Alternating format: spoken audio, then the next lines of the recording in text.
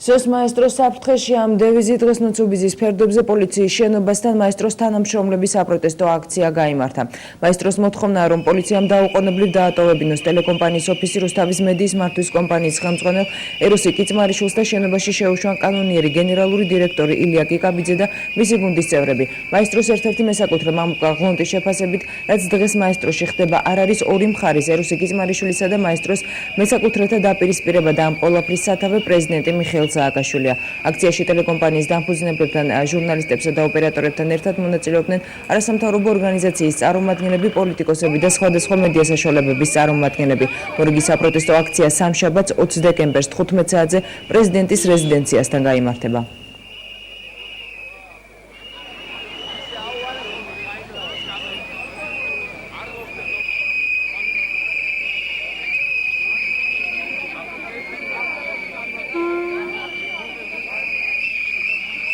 პროტესტის მიზეზია ის, რომ პოლიცია არ ასრულებს მის მოვალეობას. პოლიცია არ გვეხმარება ჩვენ, რომ შევიდეთ ჩვენ კუთვნილ ტერიტორიაზე, რომ თავისი მოვალეობა შეასრულოს რეესტრში დარეგისტრირებულმა დირექტორმა ბაჩო კიკაბიძემ და პოლიცია ხელს უწყობს ეროსი კიცმარიშვილს უკანონობის ჩადენაში. შემდეგ დღეს ჩვენი აქცია არის პოლიციის წინ. შემდეგი აქცია სამშაბათს 3 საათზე ჩვენ გვექნება პრეზიდენტის სასახლის წინ. აღსრულდეს ის გადაწყვეტილება, რომელიც 7 დეკემბერს მიიღო ამ შემთხვევაში გაფრთხილების სახით გაეგზავნა ეროს კიცმარიშვილს, რომ მან დატოვოს მაესტროს კუთვნილი ტერიტორია იმ გაურკვეველ ადამიანებთან ერთად, რომლის ვინაობა დღემდე გაურკვეველია ჩვენთვის. ეს არის ერთ-ერთი მთავარი მოთხოვნა და რა თქმა უნდა ეს კავშირშია იმასთან, რომ ჩვენ გავაგრძელოთ მუშაობა და ჩვენი პასუხისმგებლობა, რომელიც ჩვენ გვაკვისრია საზოგადოების წინაშე, რომ ჩვენ მივაწოდოთ მათ ინფორმაცია, რომ ეს პასუხისმგებლობა პირნათლად შევასრულოთ ჩვენი მაყურებლის და მსმენელის წინაშე. არ დგეს კანონიერება. ამ შემთხვევაში ჩვენ ვხედავთ იმას, რომ ხელისუფლების ბრძოლა ეს მაესტროს წინააღმდეგ და არავითარი ქონებრივი დავა დამფუძნებელსა და მმართველ კომპანიას შორის. პოლიციაზე დაკისრებულ მოვალეობას პოლიცია არ ასრულებს და ეხლა ეს არის მიბრძანდით სასამართლოდან პოლიციაში, პოლიციიდან სასამართლოში დაუსრულებელი წრე, რომელიც უბრალოდ დროის გასაყვანად არის და ჩემის აზრით ასე არის და ჩვენ საკუთარი საქმის გეთების საშუალება არ გვეძლება. რეჟისორმა ზეზა სვანაძემ ნუცუბიძის 93 ნომერში ტელეკომპანია მაესტროს შენობის წინ საპროტესტო მოძრაობა არასწევრებთან ერთად საპროტესტო აქცია გამართა. ისინი ეროსი კიცმარიშვილისგან შენობის დატოვებას ითხოვენ. აქციის ერთ-ერთი მონაწილის ლევან ჩიტაძის განცხადებით, ეროსი კიცმარიშვილი დაუდგენელ პირებთან ერთად უკანონოდ არის შეჭრილი ტელეკომპანიის ტერიტორიაზე და ჟურნალისტებს საქმიანობის განხორციელების უფლებას არ აძლევს. მათ დღესვე ეროსი კიცმარიშვილის სახელზე სპეციალური წერილიც დატოვეს, სადაც ნათქვამია, რომ კიცმარიშვილმა დაუყოვნებლივ უნდა დატოვოს ტერიტორია და ჟურნალისტებს საქმიანობის გაგრძელების საშუალება მისცეს.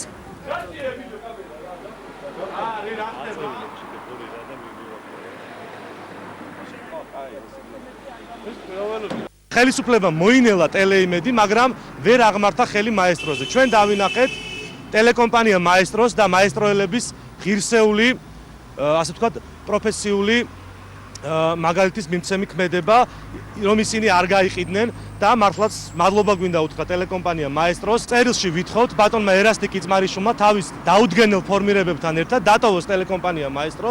ეს არის დამოუკიდებელი მედია საშუალება და ნუ იქცევა როგორც ტერორისტი. ტერორიზმი არ ნიშნავს შაჰიდის კამრით შევარდნას და ესე იგი ავტომატით სროლას. ტერორიზმის ფორმა არის ეს ოკუპირება შენობის და ეს რომ შემდგარი ქვეყანა იყოს, ერასტი კიცმარიშვილს მინიმუმ ხელბორკილებით გამოიყვანდნენ ამ შენობიდან, ან შტურმით აიღებდნენ ნუცუბიძის 93 ნომერს. მე ძალიან კარგად გავიცანი ის პრობლემები, რა პრობლემები წამოიჭრა მამუკა ღლონტის წინაშე ეროსი კიცმარიშვილის მიერ და მეც ასევე ვადასტურებ და ღიად ვამბობ იმას, რომ ეროსი კიცმარიშვილი ნამდვილად უკანონოდ მოიქცა, როდესაც გადახტა ამ ღობეზე და მოახდინა ამ შენობის უკანონოდ ოკუპაცია. ეს არის ჟურნალისტური საქმიანობისათვის ხელის შეშლა, რომელიც ასევე დასჭადია.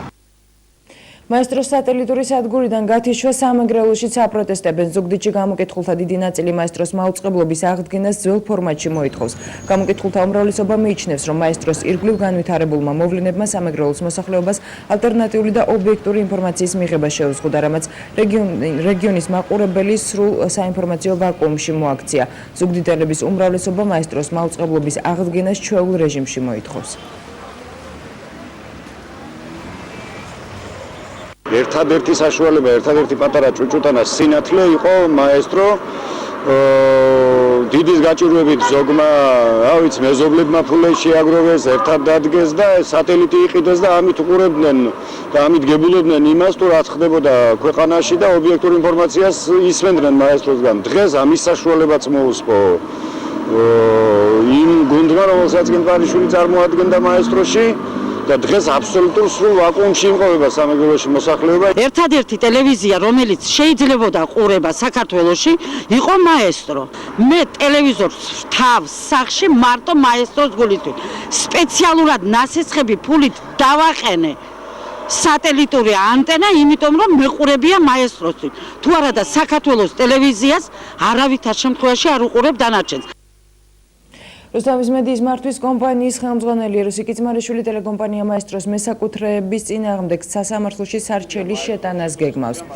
კიცმარიშვილის განცხადებით ის ამ სარჩელით მესაკუთრეებისგან $7 მილიონ მოითხოვს. როგორც კიცმარიშვილი განმარტავს, აქედან $4.5 მილიონი მოთხოვნა უკავშირდება მის მიერ მოზიდული ინვესტიციების, ხოლო $2.5 მილიონი მესაკუთრეების მხრიდან თვალთმაქცური შეთანხმებით მიყენებული ზიანის ანაზღაურებას. ამას გარდა, როგორც ეროსი კიცმარიშვილმა აღნიშნა, მოგვიანებით ჟენევის საერთაშორისო არბიტრაჟში დაიწყება დამოუკიდებელი დავა მაესტროს მესაკუთრეების წინააღმდეგ ინვესტიციების გაფლანგვის ბრალდებით. როგორც კიცმარიშვილი აცხადებს, ამ დავის შედეგად დაკისრებული სანქციების დასაფარად მაესტროს მესაკუთრეებს მთელი საკუთარი ქონება არ ეყოფათ. როგორც ეროსი კიცმარიშვილი განმარტავს, ასევე გეგმავს განცხადება შეიტანოს პროკურატურაში, რათა დაიწყოს სტუდია მაესტროს გენერალური დირექტორის ილია კიკაბიძის ქმედებების გამოძიება შავ ბუღალტერიასთან დაკავშირებით. მისივე თქმით, ილია კიკაბიძე, რომელიც ახლა საჯარო რეესტრის მონაცემებით სტუდია მაესტროს გენერალური დირექტორია, თანამდებობას მას შემდეგ დატოვებს, რაც სასამართლოს გადაწყვეტილება იქნება მიღებული. სტუდია მაესტროს გენერალური დირექტორის განცხადებით კი არანაირი შავი ბუღალტერია არ არსებობს და ერთადერთი ბუღალტერია, რომელიც ხელმძღვანელობისთვის ცნობილია, ის საჯაროა. ამავე დროს მე შემაქრის სწორი, ანუ საუბარია იმაზე, რომ მათ გადაწყვეტა სიამოვნების საფრთხე. სარჩელი იქნება მათ შორის ფინანსურ ზარალზე, ერთი მხრივ, მეორე მხრივ იქნება ჩემი მხრიდან პროკურატურისთვის მიმართვა კონკრეტული თანამდებობის პირების მხრიდან მოქმედებების შეფასებისა და ამ ზიანის, ესე ვთქვათ, აღმოფხვის თაობაზე. ყველა დოკუმენტი, რაც საჭირო იქნება, წარმოდგენილი იქნება სასამართლოში, ასევე ველოდები დიდი ინტერესით პოლიტიკური განცხადებების, ესე ვთქვათ, ავტორებისაგან, ადვოკატებისაგან იმ დოკუმენტების წარმოდგენას, რომელიც ასახავს მათი მოქმედების ან მოთხოვნების, რაიმე ტიპის მოთხოვნების კანონიერებას. მე იმ სტატუსით შემოვედი, რა სტატუსაც მე მანიჭებს მართვის კომპანიის ხელმძღვანელობა. მე დამფუძნებელიც ვარ და ავტომატურად ერთადერთი დამფუძნებელი ვარ, ხას უსვავ და ავტომატურად მე შემიძლია შევასრულო და მქონდა იმ მომენტში ჩემ თავზე აღებული ის უფლებები, რომელიც მქონდა. შესაბამისად, ჩემი შემოსვლის სტატუსზე, ქალბატონო ანა, მინდა დაგამშვიდოთ, შეგიძლიათ ამოიღოთ პოლიციის ოქმი, რომელიც შედგენილია ბატონ ლევან ჩიკვაიძის დამფუძნებლის თანდასწრებით, რომელზეც ხშირად აპელირებთ მე უკანონო შემოვიჭერი.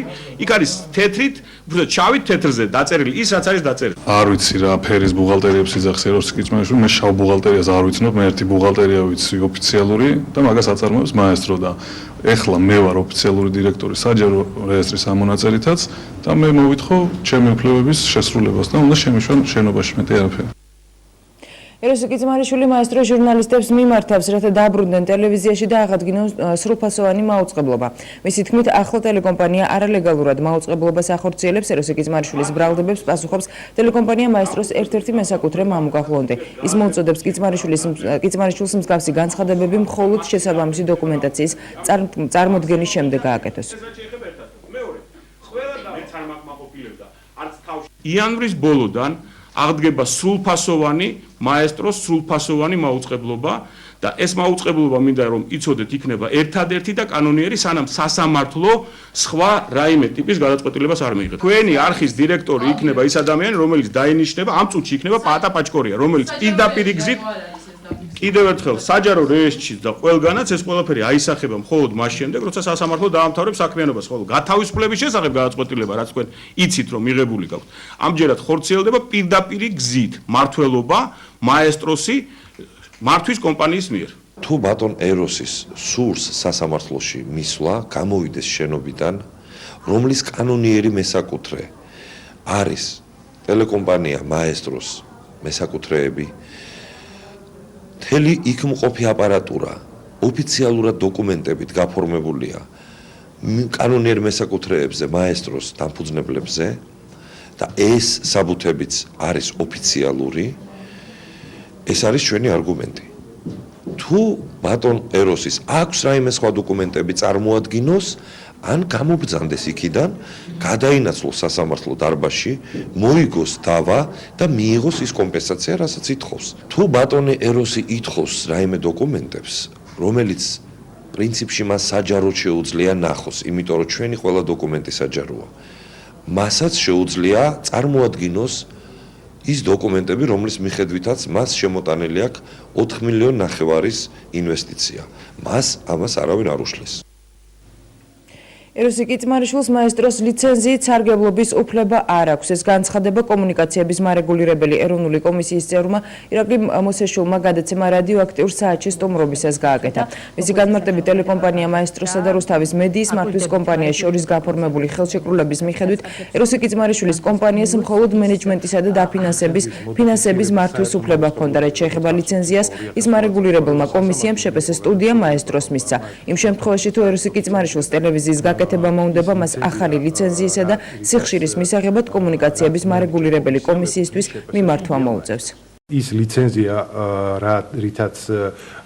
რაც მიანიჭა კომისიამ ეკუთვნის შეპეს სტუდია მაესტროს და არავითარ შემთხვევაში არ ეკუთვნის რუსთავის მედიის მართვის კომპანიას და ბატონ ეროსის თუ არ ვიცი დირექტორიც სხვა პიროვნებას ამცხოვრებთ არ ვიცი სახელმწიფო. დიახ. აქედან გამომდინარე მათ მაუწყებლობის ლიცენზია არ აქვთ. ბატონი ეროსის არგუმენტი იმასთან დაკავშირებით რომ მან თავის წერილს კომისიაში დაუერთო ხელშეკრულება რომელიც გაფორმდა თქვენსა და მას შორის იმ კომპანიას შორის არსად არ არის დაწერილი რომ ლიცენზიაც გადაეცემა მას. ლიცენზიის გადაცემა ესე ადვილად არ ხდება.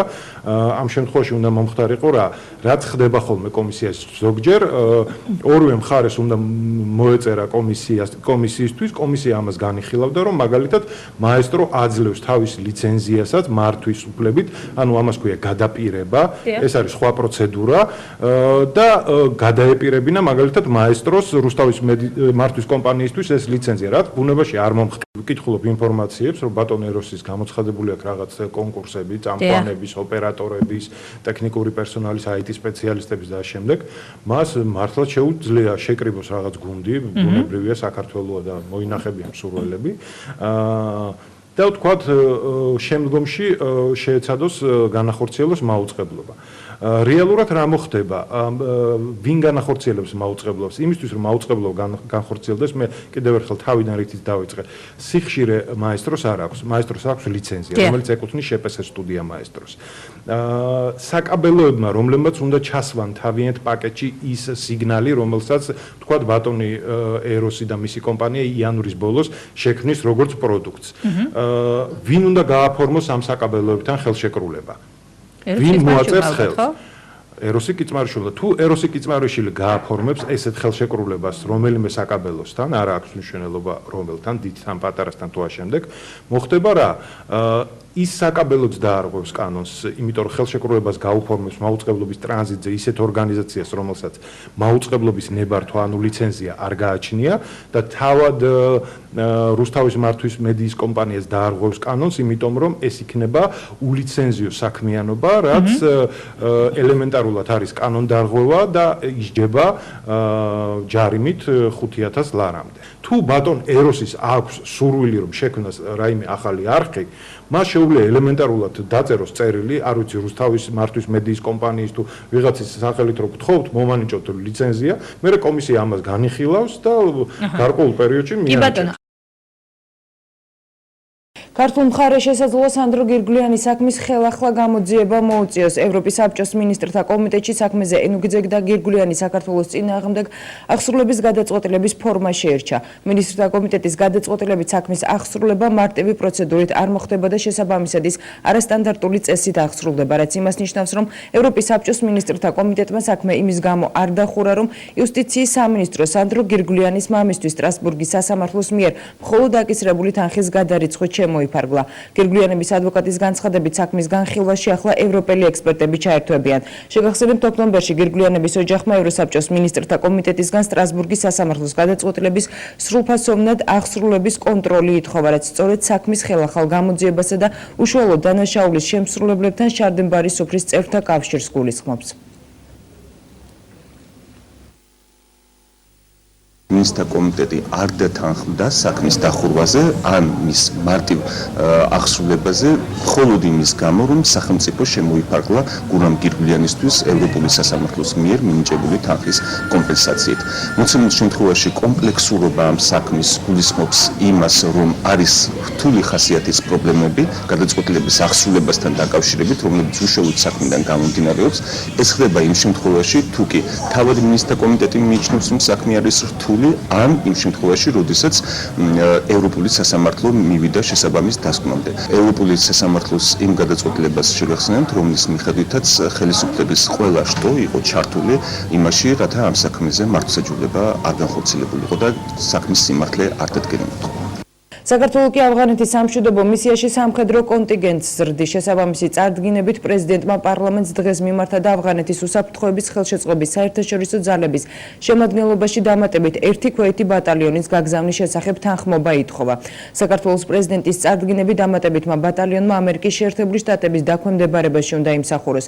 ამასთან საქართველოს პარლამენტს უკვე გამოხატული აქვს თანხმობა ISAF-ის მისიაში 1 ქვეითი ასეულისა და ინსტრუქტორთა ჯგუფის საფრანგეთის კონტინგენტში 1 ქვეითი ბატალიონის ამერიკის შეერთებული შტატების კონტინგენტში და 2 სამხედრო მოსამსახურის თურქეთის კონტინგენტში მონაწილეობის თაობაზე. ავღანეთში დამატებით 1 ქვეითი ბატალიონის გაგზავნის შესახებ შესაბამის თანხმობას პრეზიდენტი პარლამენტისგან მომავალი კვირის რიგ გარეშე სხდომაზე მიიღებს.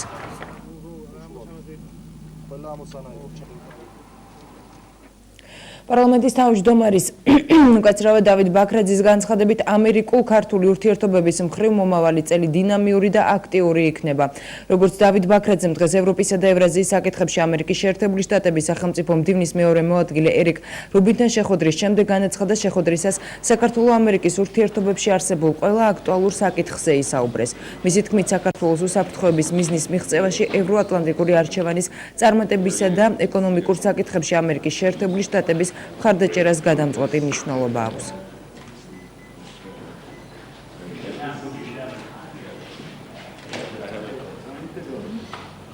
ვისაუბრეთ იმაზე, თუ რა უნდა გაკეთდეს 2012 წელს და ბუნებრივია სამწუხაროდ მე არ მაქვს უფლება წინასწარ გაგაცნოთ ყველაფერი ის დეტალები, რაზეც ვსაუბრობდით, მაგრამ შემიძლია დაგარწმუნოთ, რომ 2012 წელი იქნება ძალიან დადებითი, აქტიური და დინამიური წელი ქართულ-ამერიკული ურთიერთობების შემდგომი განვითარებისთვის და 2012 წელს სავარაუდოდ ვიხილავთ რამდენიმე ახალი ინიციატივას, რომელიც იქნება ერთის მხრივ ძალიან სასარგებლო საქართველოსთვის და მეორეს მხრივ კიდევ უფრო გააუმჯობესებს საქართველოს და შეერთებულ შტატებს შორის არსებულ ძალიან კარგ ურთიერთობებს. ამერიკის შეერთებული შტატები საქართველოს მხარს დაუჭერს, რათა არჩევნები მაქსიმალურად გამჭვირვალე და თავისუფალ გარემოში ჩატარდეს. ამის შესახებ ამერიკის შეერთებული შტატების სახელმწიფო მდივნის მეორე მოადგილე ერიკ რუბინმა ამერიკის შეერთებული შტატების საელჩოში გამართულ პრესკონფერენციაზე განაცხადა. მისი თქმით, ვენეციის კომისიის რეკომენდაცია ძალიან ღირებულია, მისი გათვალისწინება კი ქართული კანონმდებლობისთვის სასარგებლო იქნება. მეგვაჩნია, რომ ეს უფრო მნიშვნელოვანია, ვიდრე ის თუ რომელი კანდიდატი მიიღებს მხარდაჭერას, განაცხადა ერიკ რუბინმა. შეერთებული შტატები მუშაობს, რომ ნატოს ჩიკაგოს სამიტისთვის ალიანსის წევრ ქვეყნებს შორის საქართველოსთან დაკავშირებით ერთიანი პოზიცია ჩამოყალიბდეს. მიერ ამ საქართველოში მიმყოფები საქართველოსთან ამერიკის შეერთებული შტატები მხარს უჭერს საქართველოს დემოკრატიას, არჩევნები კი დემოკრატიის მნიშვნელოვანი საზომია. ჩვენ დავეხმარებით საქართველოს, რომ არჩევნები მაქსიმალურად გამჭვირვალედ ჩატარდეს. ვფიქრობთ, ვენეციის კომისიის რეკომენდაციები ღირებულია და მათი ქართულ კანონმდებლობაში ჩართვა უნდა მოხდეს. რაც უფრო გამჭვირვალე იქნება არჩევნები, მით უფრო განმტკიცდება ქართული დემოკრატია. საქართველოში სტუმრობისას ჩრდილოატლანტიკური საბჭოს სახელმწიფოების მუდმივმა წევრებმა აღნიშნეს, რომ საქართველოს აქვს პროგრესი მთელ რიგ საკითხებში. რაც საქართველოს სურვილის ასასრულებლად წინ გადადგმული ნაბიჯია. როდესაც ნატოს წევრი ქვეყნები მომავალ წელს ჩიკაგოში შეიკრიბებიან, ეს პროგრესი სათანადოდ იქნება შეფასებული. ამერიკის სახელმწიფო მდივნის მოადგილე ევროპისა და ევრაზიის საკითხებში ერიკ რუბინი საქართველოს ორდღიანი ვიზიტით ეწვია. ის უკვე შეხვდა საპარლამენტო და არასაპარლამენტო ოპოზიციური პარტიის წარმომადგენლებს. შეხვედრაზე საქართველოს საგარეო და საშინაო საკითხები განიხილეს. საუბარი შეეხო ქვეყნის ნატოში ინტეგრაციას 2012 წლის საპარლამენტო არჩევნებს, ასევე ქართულ პოლიტიკაში ბიზნესმენ ბიძინა ივანიშვილის გამოჩენას. ერიკ რუბინი სახელმწიფო მდივნის მოადგილის მოვალეობას 2011 წლის ივლისიდან ასრულებს.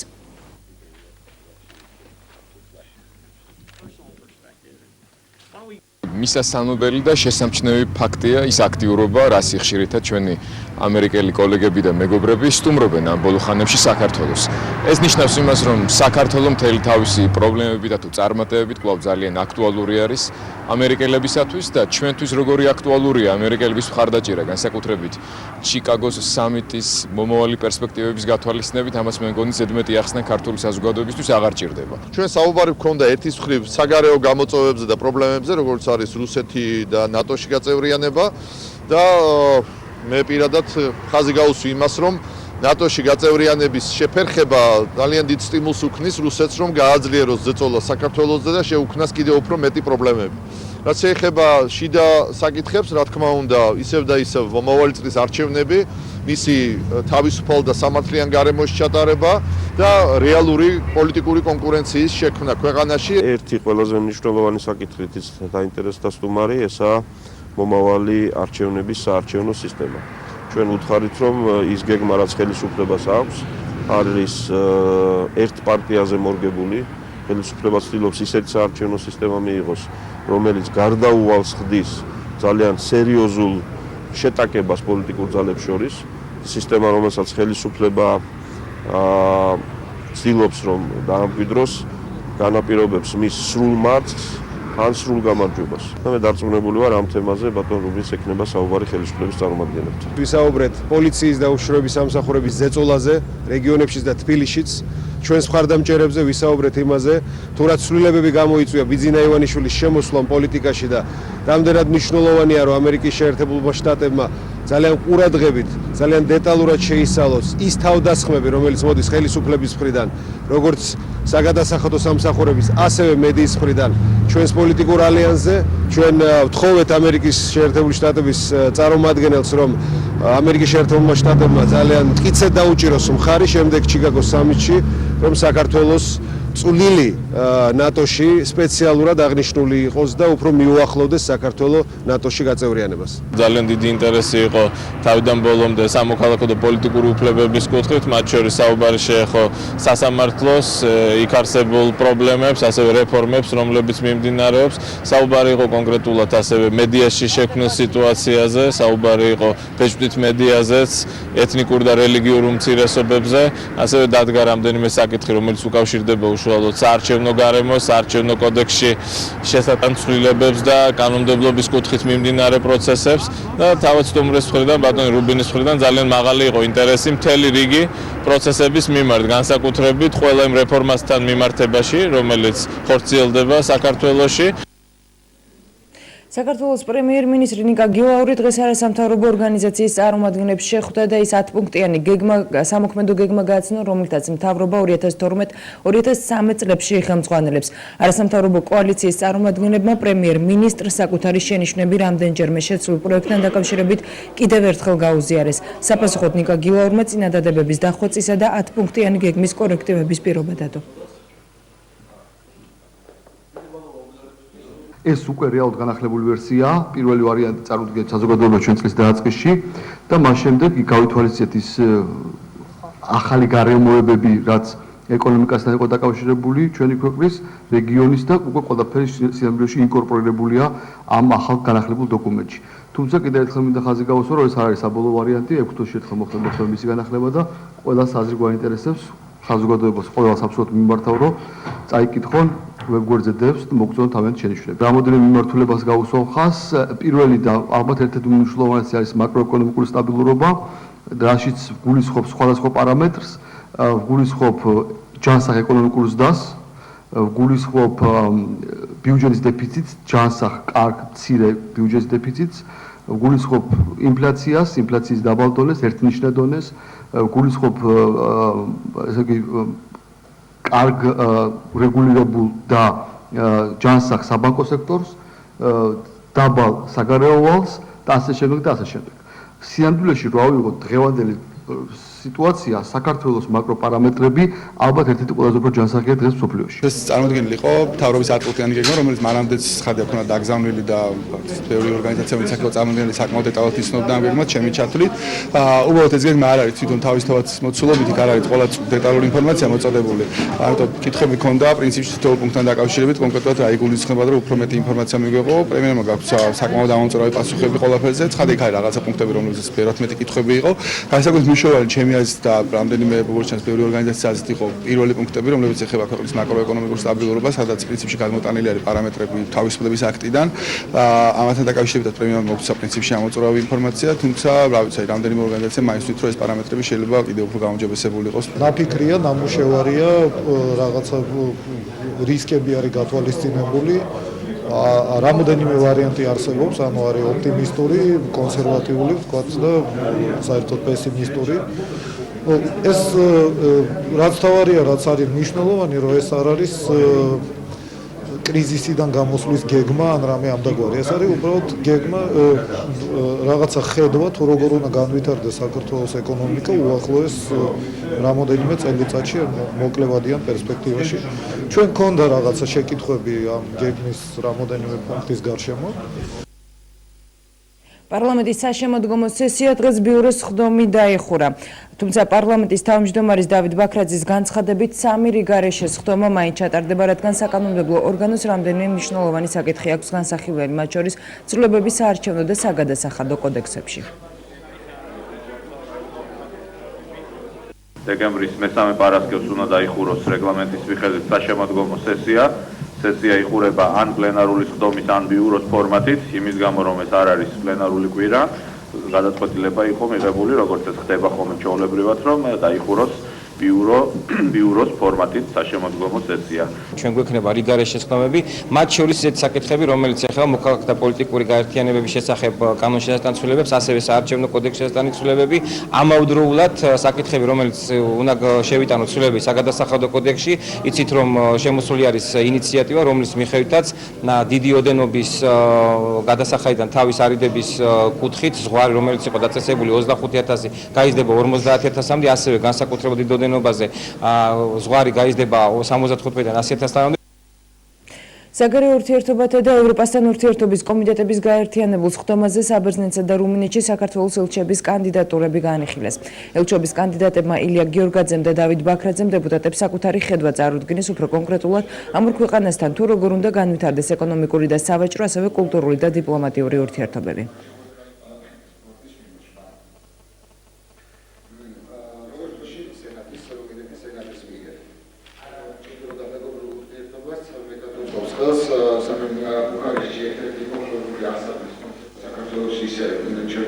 განიხილება საქართველოს სრულუფლებიანი და საგანგებო ელჩების კანდიდატურები რუმინეთსა და საბერძნეთში.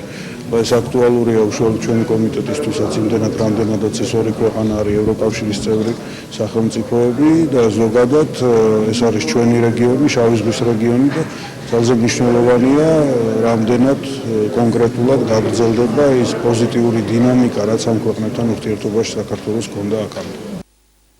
სოფლის მეურნეობის მინისტრმა ზაზა გოროზიამ დღეს დიპლომატიური კორპუსისა და საერთაშორისო დონორი ორგანიზაციების წარმომადგენლებს სამინისტროს სტრატეგია და პრიორიტეტები გააცნო.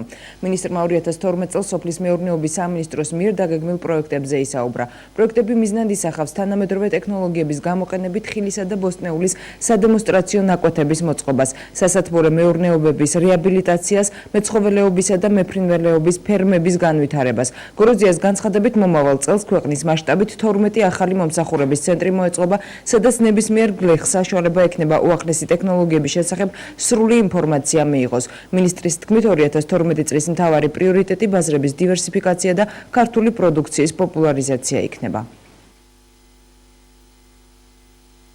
ჩვენთვის უმთავრესი პრიორიტეტი რაც არის 2012 წელს, ეს არის რაც შეიძლება სწრაფად მოხდეს იმპორტის ჩანაცვლება ექსპორტით, რომელიც ავტომატურად იწვევს ადგილობრივი პროდუქციის ზრდას, თანამედროვე ტექნოლოგიების შემოტანას, საირიგაციო სისტემების განვითარებას, შემოყვანას ახალი ტექნიკის, ტრაქტორების, რომელიც საშუალებას მოგცემს რაც შეიძლება მეტი სავარგულები იქნას მოხმული. მთლიანობაში გვინდა რომ რაც შეიძლება სწრაფად მოვახდინოთ ზრდა ჩვენი შიდა პროდუქტის.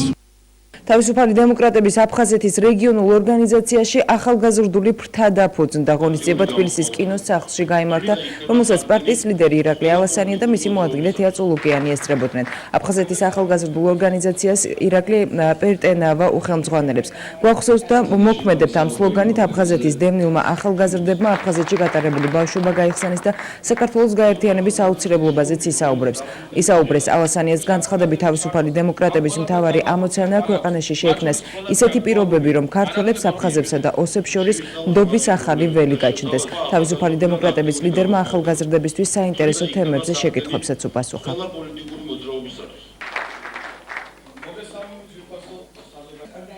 დღეს თავისუფალი დემოკრატებისთვის განსაკუთრებული დღეა, იმიტომ რომ აფხაზეთის თავისუფალი დემოკრატების ორგანიზაციაში იქნება ახალგაზრდული ფრთა. ამაღელვებელი დღეა, იმიტომ რომ დღეს ჩვენ სწორედ იმ კატეგორიის ახალგაზრდებს ხვდები, ვისთვისაც ყველაზე მნიშვნელოვანია ქვეყნის განვითარებაში დაინახოს სტაბილურობა და მშვიდობა. იმიტომ რომ სწორედ ომმა და დაპირისპირებამ აქცია ეს ახალგაზრდები დევნილებად. და ჩვენი მთავარი ამოცანა ერთად იქნება ის, რომ შევქმნათ საქართველოში ისეთი პირობები, ისევე კონტაქტოთ აფხაზ და ოს ახალგაზრდებს და გავაჩინოთ ნდობის ახალი ველი, მე ვიტყოდი, რაც საქართველოს საბოლოოდ გაამთლიანებს. 27 სექტემბერს გაიმართა თავისუფალი დემოკრატების აფხაზეთის ორგანიზაციის დაფუძნება. ამასთან დაკავშირებით ჩვენ ახალგაზრდებმა გამოთქვით სურვილს ჩამოგვეყალიბებინა ახალგაზრდული ორგანიზაცია, რომელსაც ერქმევა თავისუფალი დემოკრატების აფხაზეთის ახალგაზრდული ორგანიზაცია. დღეს შევეცდებით ამომწურავი პასუხები გავცეთ იმ კითხვებს, რაც იბადება საქართველოს ახალგაზრდებში, სტუდენტებში. კერძოდ დასაქმების პროგრამები იქნება სპორტისა და კულტურის განათლების პროგრამა და ასე შემდეგ. ლეიბორისტები პრეზიდენტის დაბადების დღის ჩასამწარებლად მოსახლეობას საპროტესტო აქციაში მონაწილეობისკენ მოუწოდებენ. სადგურის მოედანზე დღეს ლეიბორისტული პარტიის პოლიტიკურმა მდივანმა გიორგი გუგავამ დანაპარტიელებთან აქცია გამართა და გამლულებს 21 დეკემბერს პრეზიდენტის რეზიდენციასთან მისვლისკენ მოუწოდა. ლეიბორისტები ანალოგიურ საპროტესტო აქციას ხვალ მეტროსადგურ დიდუბესთან გამართავენ.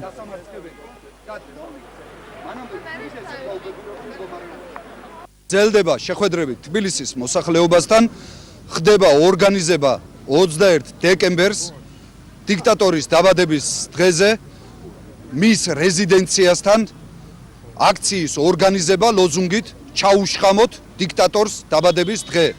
ეს აქციები გაგრძელდება დაუმორჩილებლობის ფორმატში და გაგრძელდება მანამდე ბრძოლა, სანამ არ შევიწირავთ ამ რეჟიმს, სანამ არ დავშლით ამ სისტემას და სანამ ეს ბანდიტები სააკაშვილის მეთაურობით არ აღმოჩნდებიან საკუთარ აშენებულ ციხეებში. და გამოშვების ბოლოს ანსამბლი ორერა ნანი ბრეგვაძესთან ერთად საიუბილეო კონცერტს გამართავს. სცენაზე გამოსვლის 50 წელს მომღერლები 20 დეკემბერს ფილარმონიის დიდ საკონცერტო დარბაზში აღნიშნავენ. ისინი მსმენელს ბევრ სიურპრიზს პირდებიან. საღამოზე ორერა მათ ძველ ნაცნობ და ასევე ახალ სიმღერებს შეასრულებენ. მათთან ერთად სცენაზე სხვა მომღერლებიც წარსდგებიან. კონცერტი ფილარმონიის დიდ საკონცერტო დარბაზში 20 საათზე დაიწყება.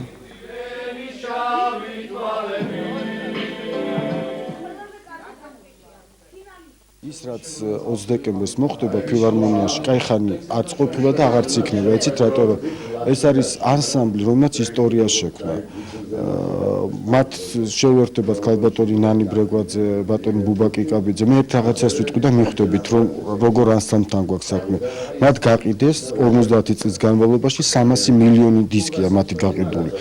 და უნიკალური კადრებია მოძიებული, რომელიც მათაც არ აქვს ნანახი და ფილმის სახით გააკეთა ქალბატონმა ნინომ ლაპიაშვილმა, რომელიც გახლავთ ამ კონცერტის რეჟისორი. წარსულმა წლებმა განაპირობა ის, რომ აი დღეს მართლაც რომ ანსამბლი შეუსრულდა 50 წელი და ჩვენ ყოველთვის ვცდილობთ რომ რომელ ქალაქში ჩავიდოდით რომ თავი გვეჩვენებინა და კარგადაც ვაჩვენებდით თავს.